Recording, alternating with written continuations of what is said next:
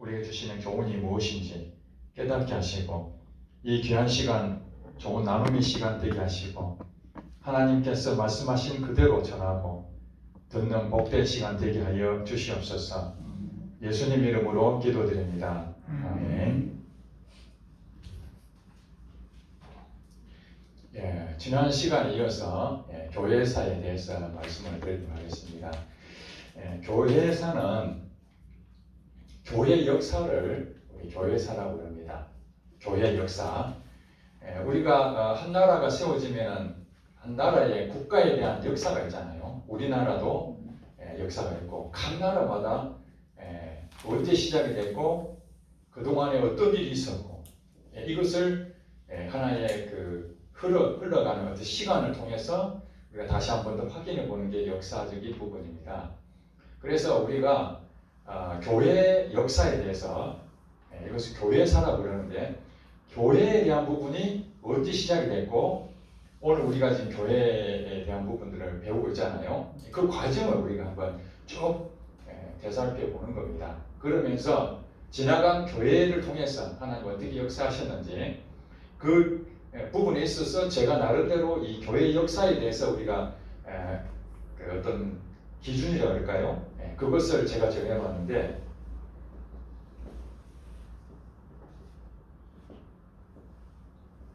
교회 역사에는요, 이 역사에는 반드시 들어가야 될 것이 시간이 들어갑니다. 몇 년도. 우리도 어떤 세월호 사건이 일어났다면 2016년 4월 15일, 16일인지 15일 이렇게 얘기하잖아요. 그 시간이 반드시 역사에 기록이 되어 있습니다. 물론 자료가 남지 않으면 대략 언제쯤일 것이다 이러지만은 반드시 그 시간이 있었겠죠. 그 다음에 두 번째로는 그 장소를 얘기합니다. 어디에서 그런 일이 일어났는가. 그 다음에 세 번째 사건이 있는 겁니다. 세월호 사건이 몇 년도에 그 다음에 전라도 한 지역에서 배가 넘어져서 사건이 일어났잖아요. 그런 것처럼 역사에는 이 사건이 기록이 되어 있습니다.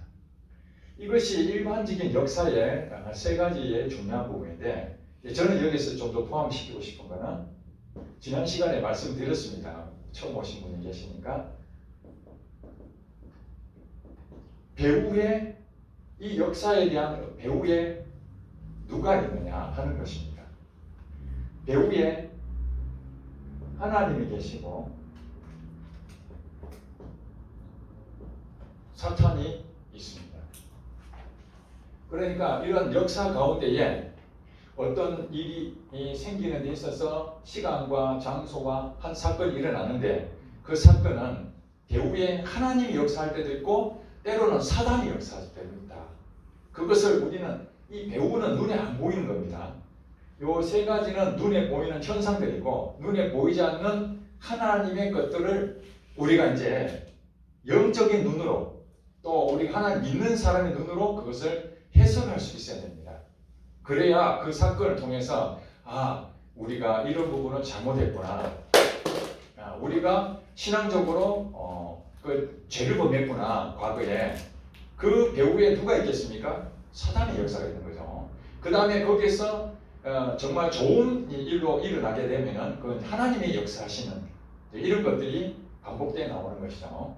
그러니까 제가 이제 말씀을 드리는 것들을 여러분들이 들으면서 요와 같은 뒤에 배후에서 어떤 부분이 있었는지 그걸 항상 염두에 두셔야 됩니다. 그리고 지금 교회사를 하지만은 이것을 제가 이제 오늘은 이제 중세 교회에 대한 얘기를 하는 거거든요. 지난주에는 초대 교회에 대한 강의를 했습니다. 오늘은 중세 교회를 하는데 중세 교회가 대략 한 1000년 정도 역사적으로 그렇게 정의를 하고 있습니다. 그러니까 1000년의 세월에 대한 일어난 일이 얼마나 많겠습니까? 굉장히 많죠. 그 많은 부분에서 특별히 우리가 교회에 관련된 이 역사의 이 중세 교회는 대부분 교회에 대한 부분이 어느 나라에 대부분 있었죠?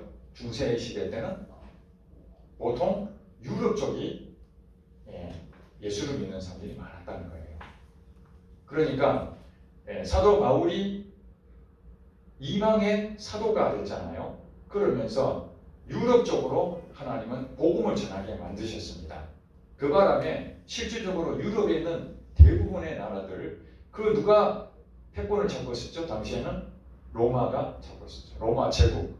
그 로마 제국에 복음을 전하면서 그 로마 제국에 관계된 그 지대에 있는 모든 식민지의 나라들은 사실은 기독교의 영향을 받게 되다 보니까 이 중세 교회는 기독교 문화가, 기독교의 역사가 곧 유럽의 중심지가 됐다.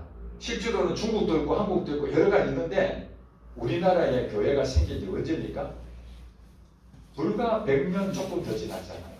그러니 지금 교회 역사에 지금 얘기하려면은 지금 현대 교회 쪽으로 와야 우리나라에 대한 얘기를 하는 거예요. 그리고 우리나라 지금 교회 역사가 지금 중세 교회는 없는 겁니다. 그러니까 여러분 흐름을 생각하는데 그것을 사실은 우리가 유럽의 중심부를 세계사처럼 얘기하는데 그만큼 저희가 전 세계의 중심지였기 때문에 그런 거지 나라는 굉장히 많이 있었다. 그래서 그것을 여러분에게 언제 무엇이 어떻고 그 다음에 일어나는 어떤 부분 여러분들에게 다 가르쳐줘 봐야 여러분들이 뭔 말이야 이렇게 생각할 겁니다. 왜냐하면 늘 알던 것들은 그때 일어났구나. 늘 들었던 것이 그 시기에 일어났구나. 그 부분에 대해서 어떤 얘기 했구나 한 것을 알지만은 처음 듣는 얘기 같으면은 그게 그 시대에 있었든지 그 뒤에 있었든지 무슨 상관이 있겠어요? 여러분들이 생각할 때. 그죠? 그러니까 지금 제가 이제 오늘 설명하면서 얘기하고 싶은 거는 어떤 역사적인 부분에서 연도라든지 그 다음에 장소라든지 또 그런 어떤 사건들에 대한 부분들은 사실 여러분 유튜브로 동영상 통해서 각각에 대해서 좀 세밀하게 찾아보면은 그에 대한 흐름에 대해서 좀 설명할 겁니다. 그러나 저는 그런 부분을 중심해서 우리가 정말 신앙적으로 필요한 것들을 뽑아가지고 우리 교훈이 될 만한 것들을 여러분에게 이 시간에 짧은 시간에 여러분 이번 한 타임에 어떻게 중세 천년의 것을 다 여러분에 설명할 수 있겠습니까? 그건 힘든 일이거든요. 자 이제 시작하는 데 있어가지고 우리가 지난 초대교회 때는 AD 70년경에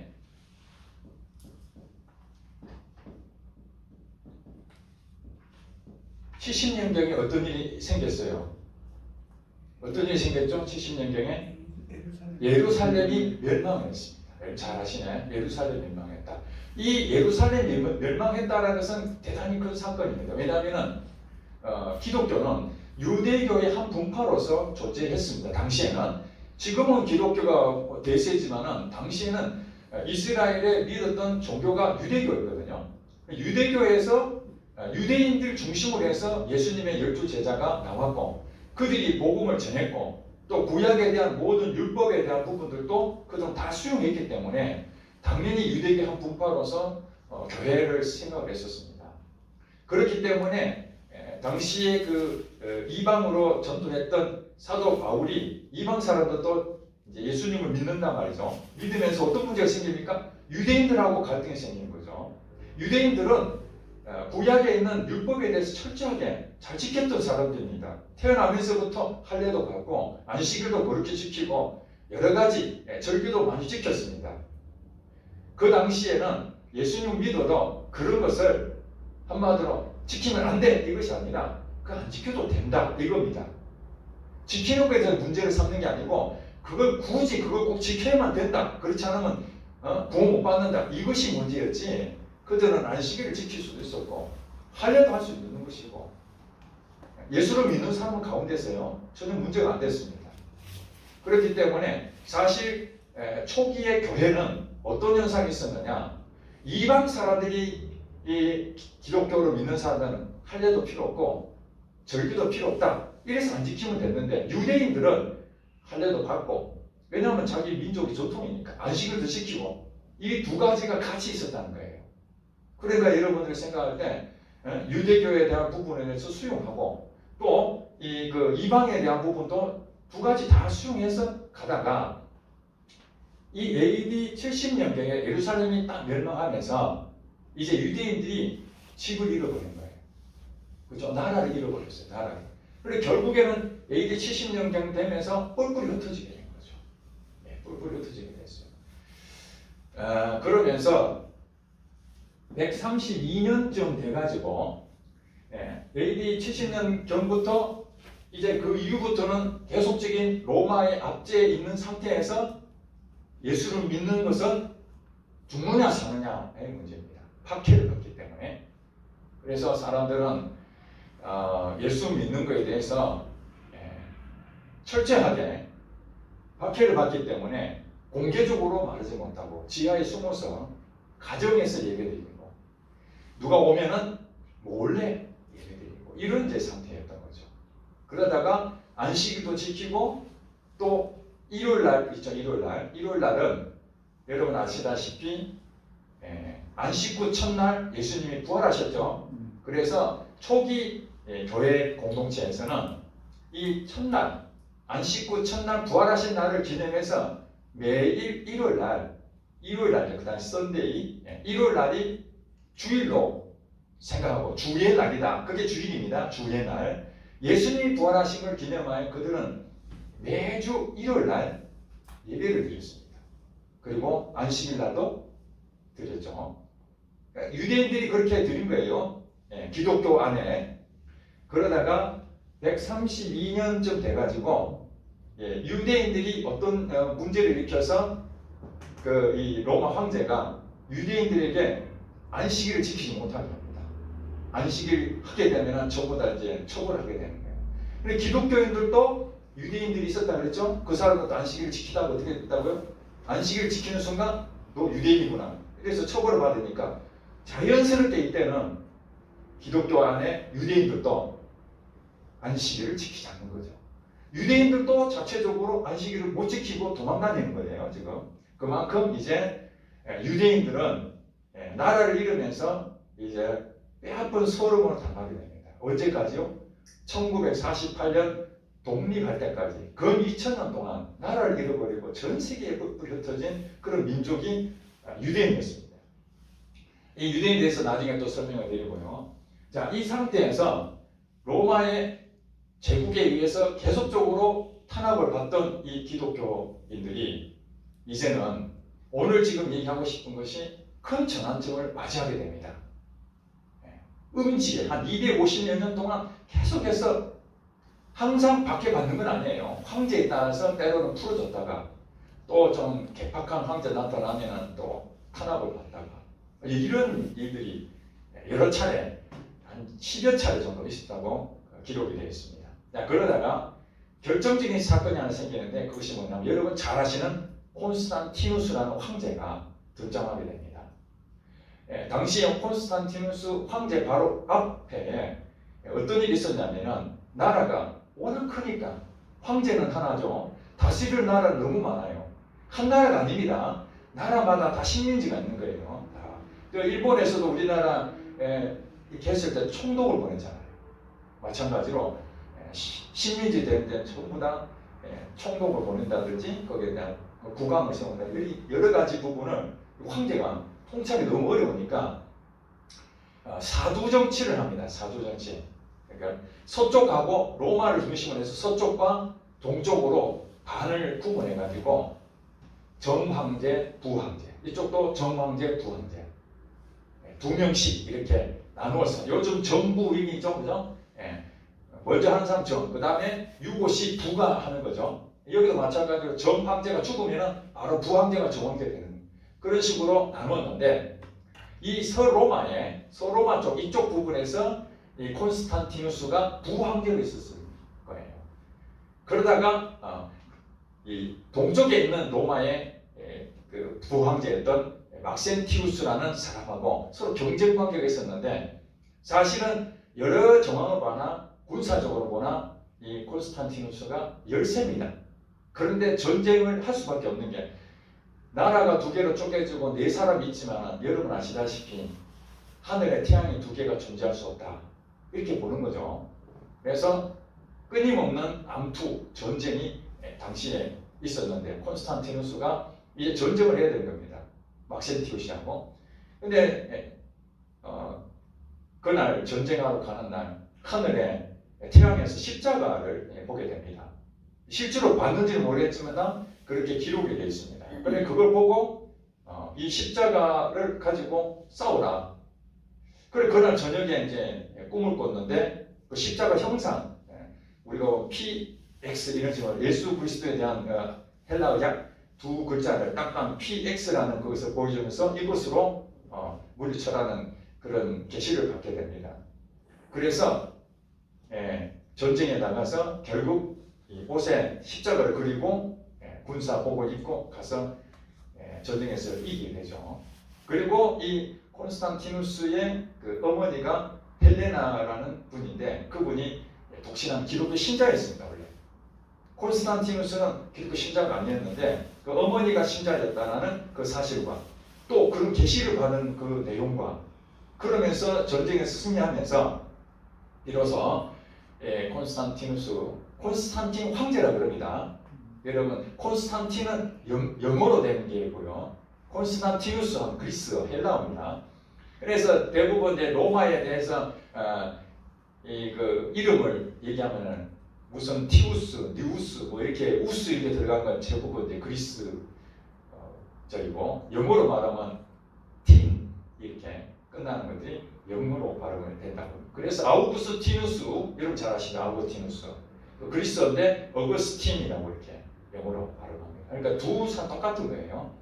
자 여기서 이제 콘스탄틴 황제가 이 이제 기독교에 대해서 계시를 받은 그 일도 있고 어머니에 대한 영향도 있고 또 당시에 그 여러 차례의 그 핍박을 받았는데도 다른 종교들은 희지부지한데 때리면 때릴수록 흩어지면서 다시 또 뭉치고 하는 이 기독교 신자들 보니까 이게 상당히 매력이 있는 종교잖아요.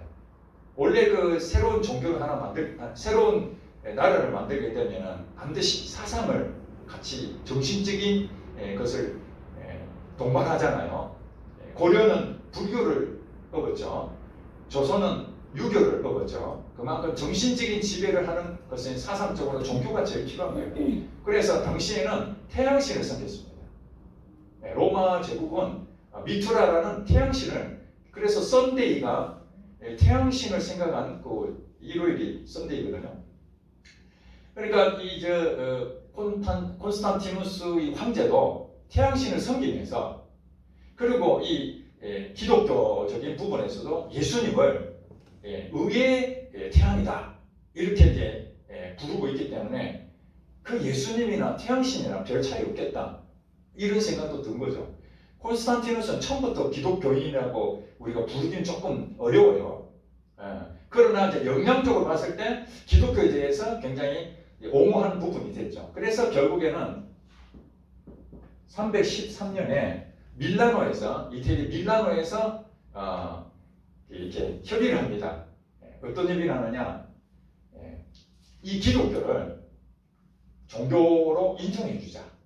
종교로서 공인을 해준 겁니다. 그러니까 많은 종교들이 있는데 그 종교에서 그 전에는 기독교를 탄압을 했거든요. 종교를 인정하지 않는 거예요. 우리가 말하면 사이비 이단을 본 거예요. 그랬는데 이제 콘스탄티누스가 기독교를 정식으로 한 종교로 인정해 준 겁니다. 신앙의 자유를 준 거예요. 신앙의 자유를 주면서 그동안에 이제 그 교회가 음지로 있으면서 잘못할 때마다 그 재물을 빼앗기도 하고 여러 가지 이 압박을 가했던 것들을 다 풀어주는 거죠. 그러면서 재물에 대해서 전부 다 돌려주고 또 성직자들에 대해서는 감독이나 주교 이런 성직자들에 대해서는 한량없는 은혜를 베풉니다. 병력을 면제해주고 세금을 면제해줍니다. 지금도 성직자들은 그렇게 병력과 또 세금을 면제해준다고 합니다. 그러니까 콘스탄틴 이 황제가 이제 탄압을 받았던 기독교를 이제는 자유로운 종교로 만들 뿐만 아니라 이제는 그들에게 혜택을 주게 되는 거죠. 더 나아가 혜택을 주고 그 다음에 이 기독교는 예수를 믿는 종교잖아요. 근데 예수를 탄압했던 사람 누구였죠? 유대인이잖아요. 유대인. 그리고 유대교를 굉장히 탄압합니다. 콘스탄틴 황제가. 기독교하고 유대교하고 같이 결혼도 못하게 하고 결혼하면 사형을 요청하고 그 다음에 노예로 삼지도 못하게 하고 그러니까 유대교는 이제는 찬밥 신세로 완전히 기독교가 공인이 되면서 유대교는 이제는 정말 핍박 아닌 핍박을 엄청나게 이제 받게 되는 겁니다. 그러면서 이 콘스탄틴 황제가 교회도 치워줍니다. 옛날에는 가정에서 예배를 드렸다면 이제는 교회 건물도 이교 신전들 있잖아요. 태양신 하는 그런 데서도 이제 교회로 바꿔버리고 리모델링 해가지고 교회로 바뀌어버리고 이런 이제 완전히 해방이 된 건물 중심의 교회가 되어버린 거예요. 그전에는 예배당도 없고 예배 형식도 없고 같이 모여가지고 그냥 하나님 은혜 가운데 그렇게 살다가 갑자기 음지로 나오니까 어떤 일이 생깁니까? 사람들이 자유함이 생기죠. 야, 기독교 괜찮는데? 이러면서 옛날에는 막 이 서민들, 어려운 사람들, 여자들, 노약자들 이런 사람들이 예수 믿는 사람이 많았다면 이제 콘스탄틴 황제 이후에는 점차적으로 지식층들도 기독교를 믿게 되고 개종하게 되는 거죠. 이 좋은 종교로 이제 바뀌어지게 된 겁니다. 특히 이제 전염병이 돌더라도 다른 사람들 전염병이 돌면 어떻게 됩니까? 그 당시에는 의술이 발달하지 않았기 때문에 전멸하는 거죠. 가족 있으면 걸리면 같이 죽어버리는데 그래서 시체에 가까이 가지도 않는 그런 상황에서 기독교 신자들은 죽으면 죽으리다 사랑한다 그래서 그 사람들 돌봐주고 이러니까 기독교에 대해서 얼마나 희생적이고 헌신적이고 사랑을 베푸는 종교다 이런 것에 인식이 이제 좋아지기 시작하는 거죠. 이런 상황에서 이제 상황이 어떻게 되느냐 이제 서쪽과 동쪽에 대한 부분이 있어가지고 이 콘스탄틴 황제가 이제 천하 통일을 다 합니다. 완전히 이제 혼자 되는 거예요. 옛날에는 4명이 다스리는 나라였는데 이제는 혼자서 전 제국을 다 통일해버리니까 어마어마하잖아요. 그런데 이 로마에는 로마 지금 이탈리아 수도죠. 로마에는 그게 서로마 지역으로 지금 하잖아요. 거기는 그 주변에 위에 있는 나라들에서 끊임없이 침입을 많이 하고 공격을 많이 당하는 그런 상태였습니다. 그리고 오래됐잖아요. 도시가 오래됐잖아요. 그래서 이 콘스탄틴 황제는 이제 어떤 생각을 하느냐. 지금 종교도 새로운 종교로서 이제 시작을 하고 사람이 뭔가 황제가 되면은 지금 우리나라도 지금 보니까 뭐 청와대 이제 너무 오래돼서 거기에서 권위주의만 넘치고 그러니까 이제 거기에서 빠져나와야 되겠다 해가지고 지금 용산으로 가느니 뭐 이런 얘기 하잖아요. 마찬가지로 이 콘스탄틴 황제도 로마에 있는 그 도시에서 다른 쪽으로 옮기자 해가지고 수도를 로마에서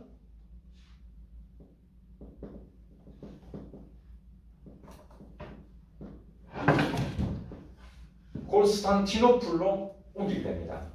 여기가 원래는 비잔티움이라는 도시였습니다. 비잔티움. 비잔티움이 이 콘스탄티노플로 바뀌었어요. 콘스탄티누스의 자기 이름을 따가지고 콘스탄티노플로 바뀌었고 이것이 나중에 이슬람이 점령을 해서 이름을 이스탄불로 바꿨습니다. 현재 지금 이스탄불 터키의 수도죠. 그죠? 이스탄불이라고. 이스탄불이 이슬람으로 바뀌면서 이름이 또 바뀐 겁니다. 그러니까 이 콘스탄티노플이 이제는 모든 기독교의 중심지가 이 서로마에서 동로마 쪽으로 이렇게 이제 이동하는 과정이 됩니다. 그리고 당시에 교회가 많이 있었는데 그 중에 교회가 아주 높은 위치에 차지했던 5군데의 교회가 있었습니다. 5군데. 하나가 로마가 로마 제국의 중심지였기 때문에 로마 교회를 굉장히 높이 평가했습니다. 왜냐하면 여기서도 당시에 네로 황제를 위해서 사도 베드로와 사도 바울이 로마에서 순교를 합니다. 그러니까 순교의 피가 있는 이 로마 교회가 굉장히 권위가 있다 이렇게 생각해서 로마를 보고 그 다음에 이 콘스탄티노플 이 지역 이쪽도 하나의 이제 새로 움직이졌으니까 해도 괜찮게 생각하고 그 다음에 여러분 아시다시피 이방의 그 선교 지역으로 첫 번째 사도 바울과 바나바가 선교사로 파송된 그 교회가 이 안디옥 교회거든요. 이 안디옥 교회도 굉장히 높은 위치 차지합니다. 그 다음에 이 알렉산드리아, 이건 이집트에 있는 거예요. 알렉산드리아. 그 전에 알렉산더 대왕이 여기다가 자기 이름을 따서 이집트에다가 하나의 도시를 건설했는 이 알렉산드리아가 이 기독교에 굉장히 중요한 역할을 하고 있었습니다. 당시에. 그 다음에 뭐 성지하면 어디입니까? 성지. 기독교의 성지. 예루살렘이잖아요. 예루살렘.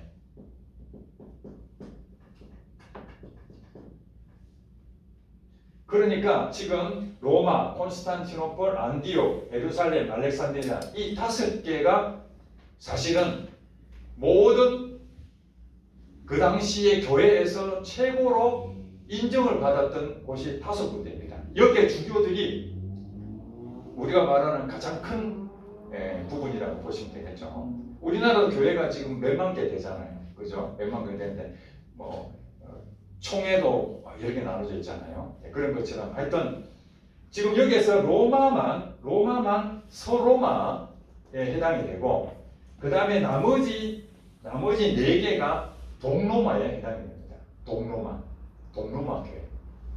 동쪽에 위치되어 있다는 얘기입니다. 서쪽이 하나이고.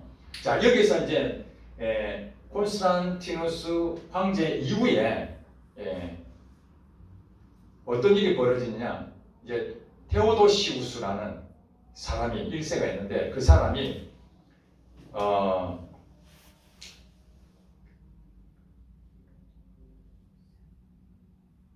데살로니가 여러분 아시죠?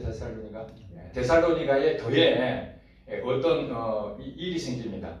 어떤 일이 생겨가지고 그 교회 분쟁 때문에 이 데오도시우스가 황제가 거기에 진압하게 됐는데 죄 없는 사람까지 학살하는 그런 일이 발생이 됐습니다. 그래서 이 일로 인해 가지고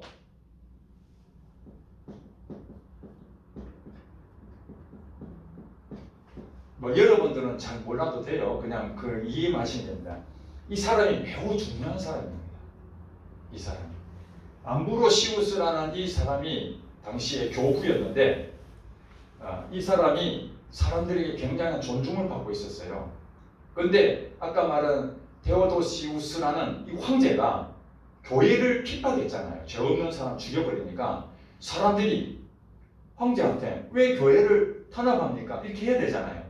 그런데 황제한테 누가 말할 수 있습니까? 요즘 말이지 코로나19가 교회를 막 탄압한다 해서 데모도 하지만은 당시 황제의 명 거역하면 죽음 아닙니까? 그런데 이 암브로시우스라는 이 교구가 아니 자기도 평신도인데 황제도 평신도잖아요. 평신도인데 하나님의 법이 교회법이 사회법보다 더 명령을 받아야 될 그런 존재냐? 왜 당신들이 교회를 간섭하나? 우리들이 당신들을 복종하는 것, 로마 제국에 우리가 순종하는 건 맞는데 그렇다고 당신들이 우리를 교회를 이렇게 강압적으로 세상법에 의해서 우리를 탄압하면 되는가 해가지고 이 암브로시우스라는 사람이 테오도시우스라는 황제한테 항의를 합니다. 친서를 보냅니다. 와서 회개하시고 무릎 꿇고 사죄하라고 얘기합니다. 그러니까 황제가 이 웃긴 놈이다 그러잖아요. 그죠? 그런데 결국에는 어떻게 말하면 아시잖아요. 황제를 할지라도 이 사람이 워낙 그 사람들의 존경을 받으니까 이 사람의 마음을 얻기 위해서 또 기독교에 대한 부분들을 자기는 잘 안 믿었지만은 이 사람에 대한 이 입지가 워낙 크니까 거기에 대해서 무마하기 위해서 이 사람한테 갑니다. 만나달라고. 그러니까 사죄 안 하면 못 만난다고. 몇 번을 요청해도 거절당합니다. 결국에는 테오도시우스라는 황제가 이 사람한테 무릎을 꿇습니다. 내가 잘못했다고. 그래 용서를 해줍니다. 거기서 테오도시우스가 황제가 예수님을 믿는 회심을 하게 됩니다. 내가 기독교를 믿겠습니다. 그러면서 어떤 일이 생겼느냐. 자, 지금부터 기독교가 모든 종교들 가운데 한 종교로 콘스탄티누스 황제가 인정을 했지만 이제부터는 392년도에 이젠 기독교만 우리 로마의 국교로 인정하고 나머지 종교는 다 없어진다. 딱 이렇게 선포한 거예요. 참 겁나는 일이죠. 교회를 핍박했던 사람이 아무도 말을 못하는데 이 암브로시우스라는 사람이 끝까지 황제 앞에 굴복하지 아니하고 사과해라. 그래서 결국 사과를 받아내고 예수님을 만나고 회심을 하고 난 뒤에 어떤 일이 생겼다고? 392년도에 정식으로 국교가 됐다는 얘기는 뭐냐면은 이제 기독교 외에는 다른 이방 종교들, 이방 신전들, 그 다음에 사제들 이런 사람들은 전부 다 추방당하고 전부 다 법적으로 금지된 거예요. 한마디로 그 다른 종교 믿으면 안 되는 겁니다. 그러니 어마어마한 거예요. 기독교만 우리 로마에서 인정하고 나머지는 안 된다는 거예요. 이 사건이 얼마나 큰 사건이겠습니까? 대단한 사건이죠. 그리고 이 암브로시우스에 의해서 어떤 일이 생기느냐. 이 사람에 인해 가지고 큰 도전을 받은 사람이 한 명 생겼어요. 그게 제가 처음 얘기했던 아우구스티누스라는 사람입니다. 이분이 설교한 내용을 듣고 아우구스티누스, 어거스틴이라고 하는 여러분들은 다른 사람은 다 잊어버려도 되는데 이 사람 잊어버려도 괜찮아요. 아우구스티누스, 어거스틴은 잊어버리면 안 됩니다. 여러분들 만약에 기독교인이라면. 왜냐하면 우리가 초대교회부터 지금 현대교회까지 2000년 교회사 가운데에 그래도 가장 중요한 인물이 누구냐 하면은 사도 바울에 대한 부분들 여러분 잘 아시죠? 사도 바울. 사도 바울이 신약 성경에 거의 대부분 썼잖아요. 그죠? 신약 성경에 그만큼 이 사도 바울은 교리적인 부분에서 기독교의 근본을 철저하게 잘 설명하는 겁니다. 전도도 많이 했지만은 박식하게 그것을 논리 정연하게 기독교에 대해서 설명을 다 해놨잖아요. 요즘으로 말하면 신학자예요, 신학자. 바로 어거스틴이 바울과 같은 역할을 했다는 거예요. 놀라운 신학자요.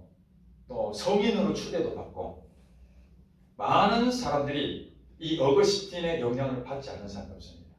근데 이 어거스틴도 암브로시우스라는 그 사람의 영향을 받아서 예수를 믿게 되는 거예요. 그 전에 어떤 일이 있었느냐? 이 어거스틴은 354년에 출생을 했는데 자기 어머니 이름은 모니카예요. 여러분 많이 들었을 거예요. 어거스틴이 회심하는 데 있어서 가장 큰 역할을 했는 것은 어머니의 기도다. 그 어머니 이름이 모니카입니다. 모니카. 콘스탄티 황제의 어머니가 헬레나. 그 어머니의 기도가 그 아들에 대한 영향이 있다는 것도 참 좋은 교훈이 아닌가 싶어요. 그 어머니가 이 아들을 위해서 기도하는데 아들은 18살에 방탕생활하면서 청녀를 만나서 사생활을 했습니다. 그러면서 머리는 똑똑한데 세상에 대해서 뭔가 좀 더 궁금하고 그래 기독교는 시시해서 안 믿는 거예요. 어머니는 믿지만 자기는 안 믿어요. 그러다가 어디로 빠지냐면은 마니교라는 이단 단체에 빠집니다. 이 마니교는 아담으로부터 또 그 다음에 그 예수님 탄생 그 500~600년 전에 부처가 오셨죠. 석가모니. 시다르다라고 해요. 시다르다. 그 부처님 불교의 창시자였던 부처가 예수님 탄생 500~600년 전에 그분이 불교를 만드셨거든요. 그러니까 이 마니교는 아담으로부터 계보가 이어져서 그 다음에 이 석가모니로 통해서 예수를 또 거쳐서 자기가 마지막 계승자다. 그러니까 어떻게 말하면은 불교인 것이 기독교하고 뭐 조로아스터하고 짬뽕된 혼합 종교를 만든 거예요. 여기에 뭐 자세하게 설명을 못하겠고 거기 이제 마니교인데 그 마니교에 흠뻑 빠집니다. 그래서 10년 동안에 거기서 열심히 했는데 나중에 보니까 어느 정도 알고 보니까 여기는 더 이상 수준이 높지 않구나. 그런 괴이를 느끼고 빠져나옵니다. 나와서 결국에는 이 암브로시우스라는 사람을 만나서 결국에는 회심하고 난 다음에 인생이 완전히 바뀌죠. 그래서 우리가 말하는 하나님에 대해서, 신에 대해서 어떤 논쟁이 일어날 때에 앞장서서 이 아우구스티누스가 그것을 교리적으로 논쟁하는 부분들을 적나라하게 다 이렇게 정리를 해줍니다. 그 영향이 나중에 종교개혁했던 루터, 우리 개신교가 나오는 루터의 영향을 누가 받느냐? 이 어거스틴의 영향을 가장 많이 받은 사람, 루터라는 사람을 통해서 또 우리 개신교가 만들어지게 된 거거든요. 여러분 잘 아실 거예요. 예정론 들어보셨죠? 예정론의 첫 번째 말하신 분이 이 어거스틴이었던 거예요. 예정론. 그래서 이 어거스틴에 대해서는 굉장히 중요한 부분이고, 그 다음에 당시에는 이제 어떤 일이 이제 생기게 되느냐, 종교 이제 그 교리 문제가 심각하게 됐어요. 왜냐하니까 이제 성직자들이 이제 너도 나도 생길 거 아닙니까? 당시에는 감독이나 이 주교는 박해시대 때는 서로 안 하려고 하겠죠. 왜냐하면 책임자잖아요. 원래 보면 주동자가 먼저 가잖아요. 그죠? 어떤 일이 생기면 주동자 불어 고문 당하면은 누가 주동자입니다. 그러면 자기가 했던 안 했던 그 모든 부분을 책임을 져야 돼요. 그러니까 박해 로마의 콘스탄 황제 이전에는 감독이 됐다는 얘기가 뭐냐면은 내가 먼저 죽겠습니다. 이런 각오로 나서야 되는 거예요. 폴리캅 같은 사람이 대표적인 사람이죠. 내가 죽겠습니다 하고 감독이 되는 겁니다. 그러니까 아무나 감독은 안 되는 거죠. 거기는 제일 먼저 죽는 자리니까. 그런데 이제 콘스탄틴 황제 이후에는 이제 그 있는 사람들이 좀 음지에서 양지로 다 나왔으니까 여러분 어떤 일이 생기겠습니까? 이제 성직에 대해서는 국가가 월급을 주는 일이 되는 거예요. 국가 공무원이 됐다 이런 얘기입니다. 지금도 국가 공무원으로 인정하는 데가 있죠. 독일이 그렇습니다. 목사님들은 다 국가 공무원으로 인정해서 월급을 교회에서 주는 게 아니고 나라에서 목사님 월급을 다 줍니다. 그런 것처럼 이제는 당시에 그 있었던 이 감독이나 이런 분들이 옛날에 같으면은 내가 죽어야 되겠다 하고 앞장서는 사람들이 이제는 음지에서 양지로 나오니까 야, 그 자리 뭐 병력 면제해주죠, 세금 면제해주죠. 그 다음에 그 자리가 얼마나 대단한 자리니까 명예가 생기죠. 나중에는 이제 돈도 생기죠, 힘도 생기죠. 이런 일들이 이제 벌어지게 되는 거예요. 그러다 보니까 여기에서 그 당시에는 아시다시피 여러분 신학적으로 신약 성경이 결정된 게 아니에요. 우리 지금 성경이 이미 딱 가지고 있지만 당시에는 구약에 있는 성경밖에 없었어요. 구약에 있는 성경을 가지고 신약이라는 거 없으니까 사도 바울이 쓴 편지라든지 제자들이 쓴 편지 가지고 이렇게 돌려보면서 사본해가지고 그것을 은혜 받고 그랬던 시절입니다. 그러니까 교리적으로 어떤 문제가 생겨도 구약 성경 가지고 예수님에 대해 얘기할 거 없잖아요. 신약에 대해서 성부, 성자, 성령 여기에 대한 부분들이 필요하잖아요. 그죠? 그래서 당시에는 이제 어떤 일이 생겼느냐, 여기에 서로마하고 동로마하고 이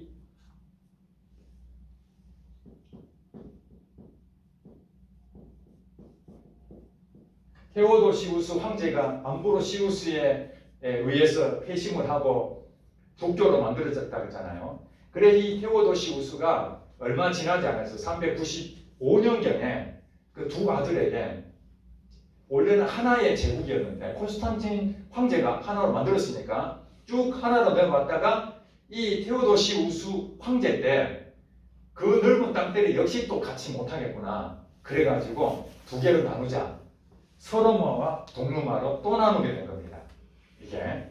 그래서 이 동루마는 큰아들한테 맡기고 서로마는 작은 아들한테 통치권 맡깁니다. 요때가 소로마 제국, 동로마 제국 395년경에 나라가 두 개로 나누어지게 됩니다. 이해가 되시죠? 소로마와 동로마가 나누어지게 되는 거예요. 이렇게. 그전에는 하나의 제국으로 통일됐다가 다시 또 나누어지게 됐죠. 콘스탄틴 황제도 사실 나눠진 게 아니라 그냥 통치만 그렇게 했을 뿐이에요. 실제는 같은 한 제국이었던 거예요. 근데 진짜 나눠진 건 이때 딱 나눠진 거예요. 이 나눠지면서 아까 말씀드린 것처럼 이 동로마와 소로마에 대한 부분에서 이제 교회 중심이 어디로 가게 됐습니까? 동로마에 4개가 있다 그러죠. 이게 4개. 콘스탄티노플, 안디옥, 예루살렘, 알렉산드리아. 요게 동로마에 소속이 되어 있어요. 제국에. 그 다음에 로마는 소로마 제국에 소속이 되어 있었어요. 그러니까 실질적으로 이 동로마 제국과 소로마 제국에 대한 관계는 같은 제국에 있다가 반 나눠지면서 교회도 뭔가 달라지기 시작합니다. 교회도. 우리나라가 지금 1945년 해방되고 난 다음에 남과 북이 딱 나눠졌죠. 그전에는 한민족이었잖아요. 남과 북이 딱 쪼개지고 지금 거의 한 70여 년 지났잖아요. 그랬는데 남과 북이 지금 사상이 같습니까? 한국말만 똑같지 완전히 다르잖아요. 체제가. 지금 무슨 얘기인지 이해가 되시죠? 동로마와 소로마가 같은 제국으로 있다가 딱 쪼개지면서 이제는 언어도 달라지고 문화도 달라지는 일이 생기게 된 거예요. 여기에 소로마에서는 라틴어를 씁니다. 라틴어. 지금은 없어요. 라틴어 말은 없어요. 당시에 라틴어를 주로 썼습니다. 그리고 이 동로마는 이 콘스탄티노플 요 부분이 사실 터키 그쪽이라 그랬잖아요. 요쪽이 헬레니즘, 즉 이 그리스 쪽이 굉장히 강한 데 있습니다. 그러니까 여기는 뭐냐면은 그리스어를 썼어요. 그리스어. 동로마 쪽에는 전부 다 그리스어를 썼습니다. 그러니 여러분 성경책을 보면은 신약 성경은 전부 다 그리스어로 되죠. 신약성 번역됐고 구약은 히브리서이잖아요. 그래 어떤 일이 생깁니까? 동로마 사람들은 전부 다 그리스어를 일반적으로 다 알잖아요. 그래 신약 성경에 대해서 거기에 대한 충분히 금방 이해가 되잖아요. 이해가 같은 언어니까. 그런데 이 소로마는 라틴어를 쓰니까 지금 신약 성경에 대해서 그것을 읽을 수 있겠어요? 못 읽는 거예요. 라틴어로 번역하지 않으면. 그래서 나중에 제롬이라는 사람이 제롬 405년경에 여기에 있는 소로마에 있는 사람들이 이 글을 잘 모르니 라틴어로 이 헬라말을 신약 성경을 히브리어도 마찬가지로 전부 다 제롬이 번역을 합니다. 라틴어로. 그래서 그것을 불가타 제롬 성경이라고 그렇게 얘기합니다. 불가타 제롬 성경. 그래서 라틴어로 했기 때문에 그때서 이제 성경을 볼 수 있는 것이 됐는데, 그러나 또 이제 사건이 여러 가지 지금 복잡한 사건이 많이 생기기 때문에 여러분 잘 이렇게 들으면서 가야 돼요. 왜냐하면 세계 역사하고 교회 역사가 같이 가는 가운데에 세계 역사 이 사회적인 부분에 따라서 교회가 막 계속 움직이게 되고 또 교회가 어떻게 하느냐에 따라서 세계 역사가 또 바뀌게 되고 이 중세 시대는 한마디로 우리나라처럼 5,000년 딱 한반도 딱 정해진 게 아니고 지금 이 시대는 뭐냐면 로마가 전체를 지배하고 있고 나라가 없는 거야. 한마디로 그냥 누가 차지하느냐에 따라서 계속 바뀌는 겁니다. 나중에서 프랑스, 그 다음에 독일, 영국, 스페인 이것이 한참 뒤에 이제 우리 독립해서 우리나라로 세운다 이렇게 된 것이에요. 예. 그 우리나라는 역사로 말하면 지금 유럽에 있는 것보다 훨씬 오래 전에 5,000년 역사 그런 데가 없다니까요. 예. 이들 해봐야 뭐 1,000년, 1,500년 이런 경 미국 해봐야 몇 년도입니까? 1776년도에 미국이 생겼으니까. 예. 불과지 200 몇십 년밖에 안 되잖아요. 미국 해봐도 그렇게 안 되잖아요. 그러니까 이런 상태에서 이 동로마는 헬라 사상을 가지고 있다 그랬죠. 그 철학이 발달된 거예요. 그래서 이들은 예수를 믿을 때 어떻게 믿느냐? 어떤 일이 있으면 사고적인 부분에서 그냥 믿는 게 아니라 예수님이 누군지 이거 질문해야 됩니다. 그냥 믿는 게 아닙니다. 예수님은 우리를 구원하시고 믿으면 천국 가. 이렇게 단순하게 믿는 게 아니라 그 예수란 분이 누구야 도대체? 그러면서 예수님에 대해서 이 질문을 던지는 거죠. 삼위일체가 뭐냐? 이런 것들 질문을 막 던지기 시작하는 거예요. 그러니까 실질적으로 어떤 교리를 만들어내는 데 있어서의 가장 큰 공헌을 했던 데가 이 동로마 교회죠. 동로마 제국에 있는 이 교회들이 우리가 말하는 오늘 우리가 지금 믿고 있는 정통이라는 그 신학적인 부분들을 여기서 다 만들어내는 거예요. 이들은 뭐냐면 추상적이에요. 전부 논리적이고 추상적이고 보이지 않는 세계 이걸 자꾸 이제 사상적으로 확인해 보는 거고. 그 다음에 이 소로마 사람들은 뭐냐면은 이 전쟁에 노출이 굉장히 많았어요. 위쪽부터 해가지고 막 여러 침략자들이.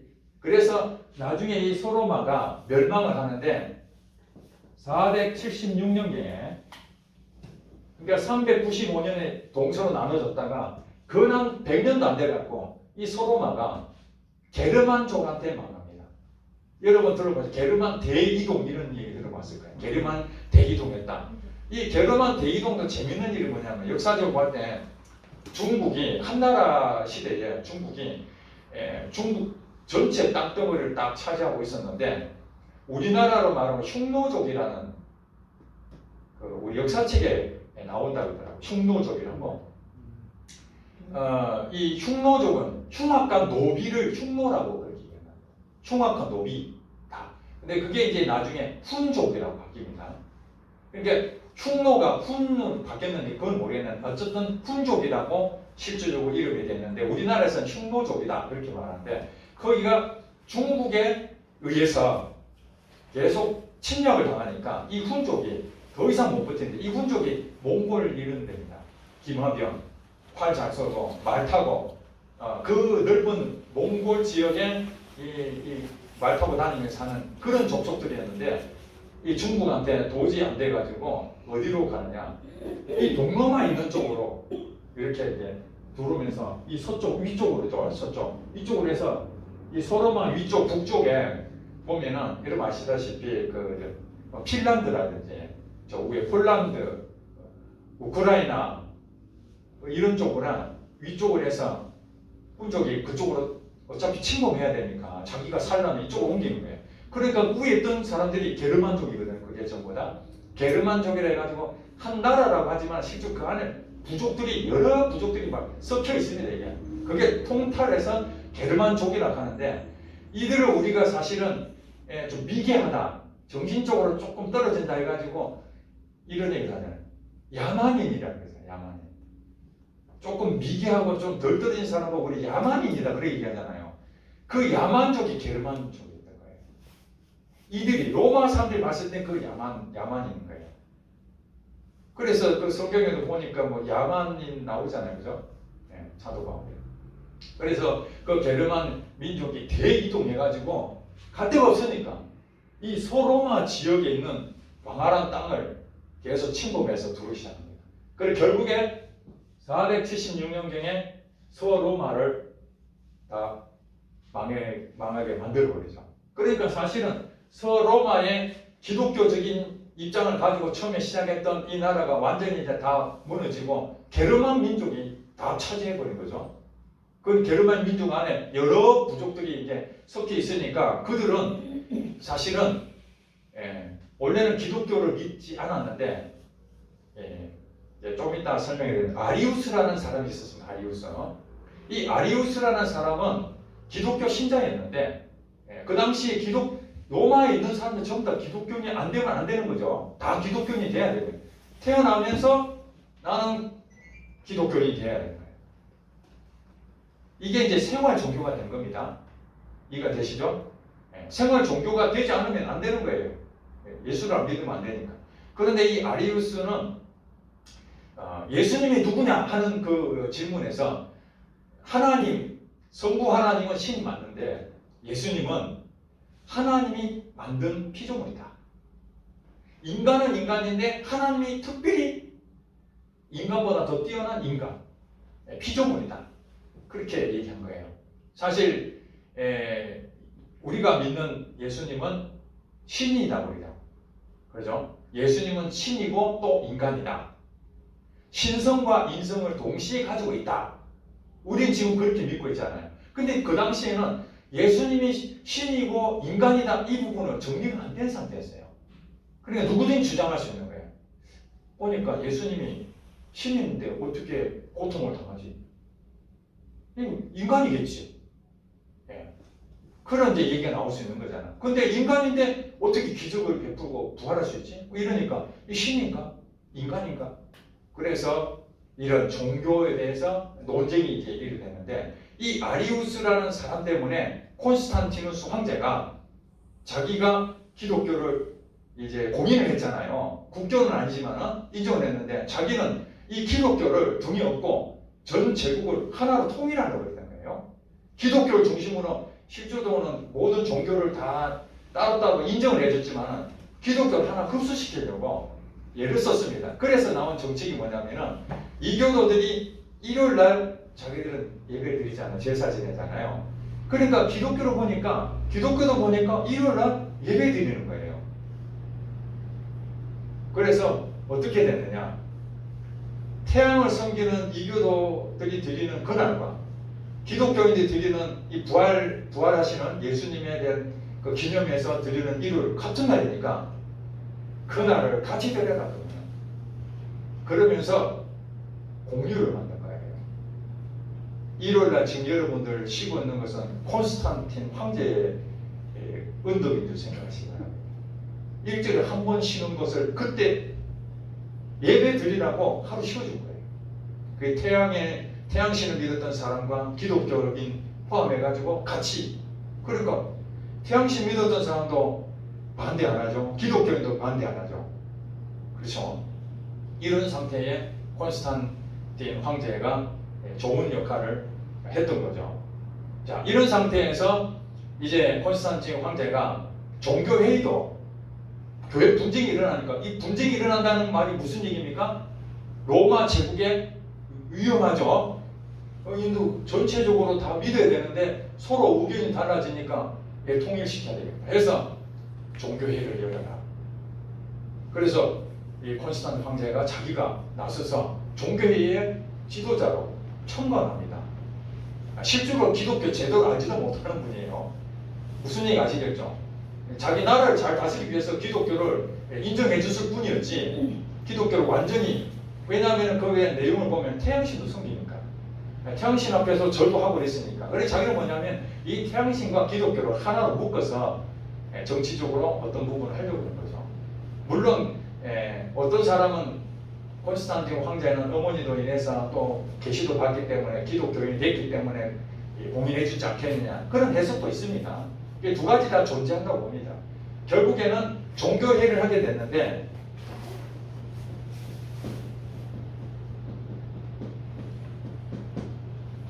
(325년도에) 처음으로 종교회의를 하게 됩니다. 이때 주제가 뭡니까? 예수는 누구냐? 예수님은 신이냐? 인간이냐? 이걸 가지고 논쟁하는데 앞전에 말씀드린 이 아리우스라는 사람은 예수님은 신이 아니다. 피조물이다.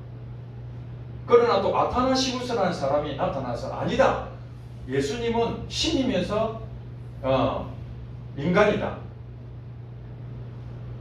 성부 하나님과 성자 하나님은 동일 본질이다. 본질이 같다. 우리가 지금 그렇게 믿잖아요. 예수님과 성부 하나님은 동일한 한 하나님이다. 이렇게 믿잖아요. 그걸 아타나시우스라는 사람이 그렇게 얘기했고, 아리우스는 아니다. 성부 하나님으로부터 예수님이 나왔다. 피조물로 나왔다. 그러니까 본질은 유사하다. 동일한 것이 아니라 예수님은 하나님보다 한 단계 낮은 그 정도다. 수준이. 인간보다 높지만 하나님 신보다 좀 낮다. 이렇게 하면서 격렬한 종교 재판할 때 알잖아요. 손 나와서 막 자기 주장하고 저쪽 주장해가지고 전체적인 이제 의견이 니케아 공의에서 아리우스는 그 이단이다. 잘못됐다.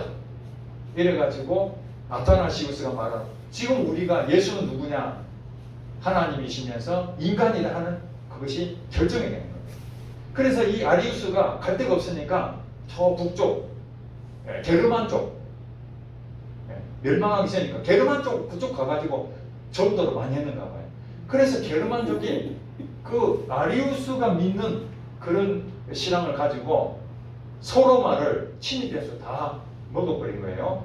그들의 신앙은 뭐냐면 아리우스적인 그 기독교 신앙을 갖고 있었던 거예요. 이게. 그런데 나중에 이 소로마에 있는 그 게르만족들도 결국에는 복음을 전해서 우리가 믿는 정통의 신앙으로 다 바꿉니다. 게르만족들에게. 처음에는 아리우스파에 대한 부분을 믿다가 나중에는 전부 다 우리가 믿는 정통으로 전부 다 바꾸게 됩니다. 그러나 여러분 아시다시피 소로마가 망했다는 그 얘기는 이 안에 주체가 이제 로마 사람들이 아니라 외부에 있는 사람들이 이 소로마 지역을 대부분 차지하고 있는 게르만 민족들에 대한 이 부분이 사실을 왔던 거죠. 그러니까 여러분 보세요. 게르만족이 땅을 차지했는데 반대로 종교는 기독교로 다 바꾼 거죠. 정통으로 다 바꿔놔버렸어요. 참 재밌죠, 그죠? 땅은 게르만족이 전부 다 소로마를 차지했는데 소로마 있던 그 종교는 오히려 게르만족을 다 먹어버렸으니까 바뀌어지게 되죠.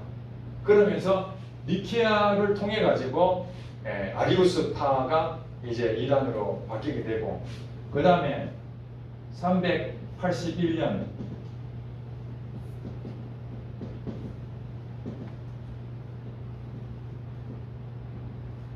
콘스탄티노플 공의회가 또 381년도에 열립니다. 이때는 성령이 누군가, 성령 이제 예수님이 누군지 얘기했지만 성령이 누구신가? 그래서 이제 나온 것이 성령은 하나님으로 성부로부터 나왔다. 이해가 되시죠? 성부를 통해서 나왔다. 이렇게 그리고 성부 하나님을 통해서 예수님이 성자가 나왔고 그 다음에 성령도 성부를 통해서 나왔다. 이런 이제 그 서로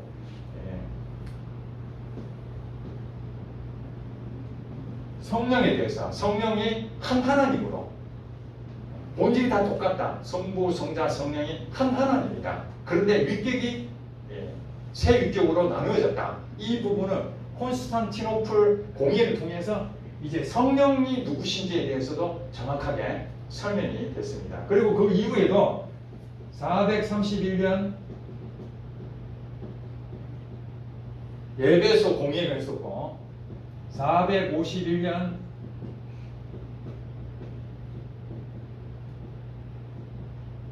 칼케돈 공의회가 이렇게 4차례에 걸쳐서 종교회의를 통해서 우리가 지금 정통으로 인정받는 성부, 성자, 성령에 대해서 분명하게 우리가 정의가 됐고 또 하나는 여기서 이 네스토리우스라는 이때 이제 그런 문제가 있으니까 네스토리우스라는 이 파가 있었어요. 거기는 여러분 아시다시피 성모 마리아 많이 들어봤잖아요. 우리 천주교 성모 마리아. 성모 마리아에 대해서 우리 기독교는 별 얘기 안 하는데 여기에 있는 사람들은 성모 마리아에 대해서 굉장히 중요하게 생각해요. 왜 그렇게 했어요? 신을 낳았죠. 신. 하나님을 낳은 어머니. 그래서 그 당시에 사람들은 하나님을 낳은 어머니다. 신의 어머니다. 이렇게 성모 마리아를 추앙을 했습니다. 그런데 네스토리우스는 거기에 반대를 한 겁니다. 아니 예수님이 태어난 것은 신으로 태어난 것이 아니라 인간의 몸으로 왔잖아요. 성육신했으니까 인간의 몸으로 왔으니 그리스도의 어머니가 맞지, 구세주의 어머니가 맞지. 하나님의 어머니라면은 그러면은 어떻게 말하면 신을 낳은 어머니니까 이 어머니도 신이야 이렇게 오해할 수 있는 거 아니겠습니까? 그죠? 그래서 이제 이 네스토리우스에 대해서 강력하게 비난을 하고 또 예수님에 대한 신성과 인성이 그전에는 하나다. 결합이 되겠다.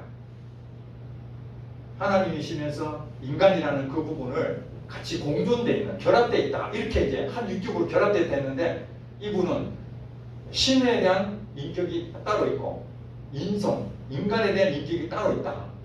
이렇게 구분한 거예요. 그래서 그 구분한 것을 증거를 대라니까 어떻게 정확하게 근거를 대겠습니까? 이게 구분이 안 되잖아요. 이게. 어떤 때는 신적인 요소가 있었죠. 예수님도 기적을 베푼다는 게. 그 다음에 예수님도 배가 고프고 먹고 또 잠잘 때도 없고 피곤하고 그럴 때도 있었잖아요. 이 인간적인 이런 부분은 구분을 될 수 있는데 이 부분을 정확하게 나누기 어려운 거예요.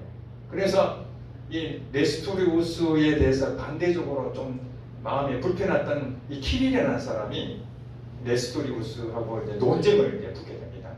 그래 결국에는 네스토리우스가 여기서 종교 재판이니까 거기서 지게 됩니다. 어떤 여러 가지 이유로. 그래서 네스토리우스는 이제 추방당하는 거죠. 이 네스토리우스가 거기서 추방당하고 갈 데가 없으니까 이제 저 중동 쪽으로 해가지고 그 다음 어디로 가니까 중국으로 갑니다. 당나라 시대에 나중에 중국에서 네스토리우스를 경교라 이렇게 불렀어요. 경교. 그러니까 기독교가 중국에 처음으로 전달됐는데 거기가 뭐냐? 그러니까 경교가 왔는데 이 네스토리우스 파가 거기 갔다는 거예요. 그 다음 더 재밌는 거 뭐냐? 당나라하고 우리나라하고 무역 교류를 했죠. 누가 했죠? 신라가 했죠. 나당연합군 한 거죠. 당나라와 신라가 무역 교류하면서 그 경교가 당나라에서 그 있는 기독교적 유물이라는 그걸 가져와 가지고 신라에 있었다. 그래서 경주에 가면은 이거는 잘 모르겠어요. 최근에 어떤 분이 경주 가면은 도마라는 그 이름이 그게 써져 있다고 그 기록에 대한 부분도 또 막 얘기합니다. 이게 저 당나라를 통해서 가져온 기독교에 대한 부분이다. 신라 사람들도 실제로 우리는 100여 년 전에 선교사 통해서 기독교 됐다지만은 벌써 우리가 말하는 AD 600년 뭐 700년 경 이 당나라 때잖아요. 그때 벌써 경교라는 걸 통해서 기독교적인 유물을 접하지 않았겠냐. 이런 데 추측을 합니다. 우리나라도. 그게 이제 이 예배소 여기 451년 이때 추방을 당하는 거죠. 이단으로. 그러니까 이런 종교적인 부분에 또 하나는 이제 펠라기우스라는 사람, 이걸 한 가지 하고 잠깐 쉬겠습니다. 펠라기우스라는 사람이 있는데 이 사람은 뭐냐면은 우리 인간에 대해서는 이 자유의지가 있다. 그런데 성경에 보니까 이 우리가 말하는 아우구스티누스라고 그랬지 아까. 아우구스티누스는 우리는 아담의 원죄를 통해서 우리 모두가 죄인이다. 하나님의 은혜로 우리는 구원을 받는다. 원죄에 대한 얘기하는 겁니다. 그리고 하나님의 은총에 대한 얘기하는 겁니다. 우리는 지금 은혜라고 하지만 천주교는 은총이라고 하잖아요. 은총. 그 당시에 은총에 대해서 하나님의 은총. 그러니까 어거스틴 입장에서는 자기가 방탕한 생활을 했잖아요. 하나님의 은혜 아니면 자기는 죽을 죄인이었다. 그랬는데 하나님이 자기를 죄인인 나를 건져주셨다. 그런데 이런 상황에 대해서 펠라기우스는 원죄가 없다. 원죄는 아담이 지은 죄로 끝난 것이고 인간은 태어나면서부터 선하게 태어난다. 선하게 태어났다가 자기가 살면서 환경에 의해서 때로는 좋은 일도 할 수 있고 나쁜 일도 할 수 있는 것이다. 그래서 성선설을 주장하는 거예요. 여러분 학교 다닐 때 성선설, 성악설 들어보셨죠? 이 펠라기우스는 인간의 자유의지를 더 존중하게 생각해서 사람은 태어날 때부터 선하게 태어나가지고 죄를 자기가 지어서 죄인이 된 것이지 태어나면서부터 죄인이 아니다. 그러니까 태어나면서부터 죄인이라는 것은 성악설이죠. 그러니까 아우구스티누스는 성악설을 주장한 거고 원죄를 주장하시고 그 다음에 이 펠라기우스는 성선설을 주장하면서 아담의 원죄로 인해서 우리가 그런 부분이 필요가 없다. 이게 구원 얻는 것이 여기서 달라지는 거예요. 내가 죄를 짓다가 내 자유의지로 하나님 믿으면 돼. 그래가지고 하나님 믿고 구원 얻는다. 하나님 안 믿을 수도 있고 내가 믿을 수 있다. 이 자유의지, 자기 책임이다. 구원에 대해서. 이렇게 설명하는 거고 어거스틴은 내가 믿고 싶다 믿는 게 아니라 예정이라는 부분이 거기서 나오는 거죠. 하나님이 은혜로 예수님 믿어야 구원 얻는 거지 내 스스로는 죄인이 죄만 짓는 것이지 인간의 노력으로 되는 게 아니야. 여기서 심각한 이 문제가 생기게 되는 거죠. 그래서 우리 저 중국에도 보면은 맹자, 순자, BC 300여 년 전 사람인데 맹자와 순자가 맹자는 그 성선을 얘기했죠. 성선설 맹자. 그리고 순자는 성악설을 얘기한 겁니다. 벌써 이들이 말하기 훨씬 수백 년 전에 그들이 그렇게 한 거예요. 그것을 이제 학적으로 만들어 놓은 것인데 그 뒤에 여기서도 원죄에 대한 문제 가지고 자유의지. 그래서 나중에 이제 보면은 펠라기우스적인 그 사고가 이제 나중에 종교 개혁으로 인해 가지고 종교 개혁은 루터를 통해서 대체적으로 이렇게 시작이 됐잖아요. 그 루터는 예정설을 믿었던 아우구스티누스의 그 이 자유의지보다는 인간은 부패하고 타락한 죄인이다. 여기서부터 출발하는 거. 하나님의 전적인 은혜, 오직 의인은 믿음으로 말미암아 산다. 이것을 고백했기 때문에 노력으로 되는 게 아니라 그랬거든요. 그래서 그렇게 이제는 예수를 믿었다면 예정됐으니까 나는 이제 마음대로 살 수 있어. 이런 일들이 이제 부작용이 일어나는 거죠. 예수를 믿으면 바르게 살면 되는데 사람들이 눈에 안 보이니까 나 예수 믿었어 하면 이제 뭐 자기 마음대로 사는 거예요. 나 예정됐어. 그러니까 자유의지에 관계없이 하나님 나를 택했으면 나는 이제 지옥 안 가. 이렇게 돼버리는 거예요. 그래서 이 펠라기우스적인 그 생각을 가진 사람들도 있겠죠. 아니 인간의 책임이 있는데 예수 믿는다고 무조건 죄를 지어도 상관이 없다고 하면 안 되지. 인간의 자유의지 끝까지 해야 되지. 성화를 이뤄내야 되지. 그렇게 주장하다 감리교가 나온 거죠. 감리교는 전적인 인간의 타락도 믿지만은 인간에 대한 이 어떻게 수고도 해야 된다. 장로교는 전혀 그런 게 아니잖아. 장로교는 오직 하나님 은혜로만 구원 얻는 거지. 인간의 0.1%도 그게 구원에 관계가 없다.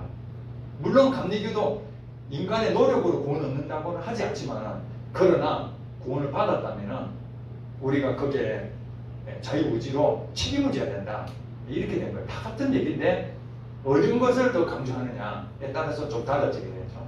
그래서 이 아우구스티누스는 이런 신학 논쟁에서 우리가 지금 믿고 있는 그 부분을 굉장히 중요하게 정립했던 사람이고 이때 사실은 이 기독교가 국교로 공인되어 가는 과정에서 이게 지금 국교가 된 건 아니잖아요. 그죠?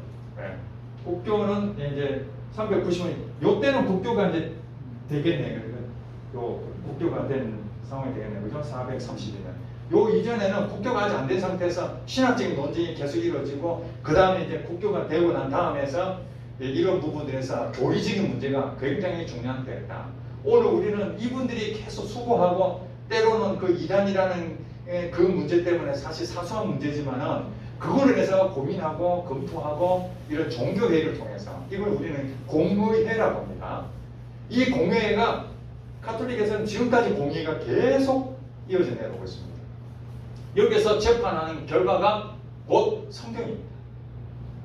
여기서 이단이다 그러면 이단인 거예요. 우리 총회 가가지고 어느 단체에 신천지 이단이다 하면 이단이 된 거죠. 총회에서 본부에서 결정하는 것처럼 이 공의회에서 정통과 이단에 대해서 구별된 부분이 종교회의로 공의회가 굉장히 중요한 역할을 했다. 그러나 아시다시피 이 공의회가 바르게 하는 경우도 있지만은 때로는 그 뒤에서 로비도 하고 자기 주장을 들어주기 위해서 매수도 하고 그래가지고 편파적인 그런 일도 부작용도 있었다. 이런 두 가지 면을 우리가 생각해 볼 수 있습니다. 자, 쉬었다가 또 하겠습니다.